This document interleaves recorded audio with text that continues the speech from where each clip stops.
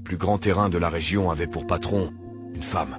Dans le sud de la France, tout le monde connaissait son prénom, mais personne n'osait le dire trop fort. Au départ, elle n'était que la femme de Karim. Karim, c'était le boss du terrain, un type respecté, redouté, qui tenait les murs comme un général, jusqu'au jour où il est tombé, condamné à 10 ans plein. Beaucoup pensaient que tout allait s'écrouler, mais c'est là qu'elle a surpris tout le monde. Dès le lendemain, c'est elle qui prend les rênes. Organisation, argent, discipline.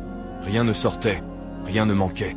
Quand un vendeur faisait un trou dans la caisse, elle ne passait pas par les mots. On la voyait elle-même descendre, claquer les fautifs devant tout le monde. Une femme, mais crainte comme un patron. Très vite, les habitants du quartier racontent la même chose. Elle imposait le silence, mais aussi une forme de respect. Pas de bordel autour du terrain, pas de nuisance pour les familles. Une main de fer, mais une vraie stratégie. Dans les cités, on l'a surnommée la veuve, même si Karim était encore vivant derrière les barreaux.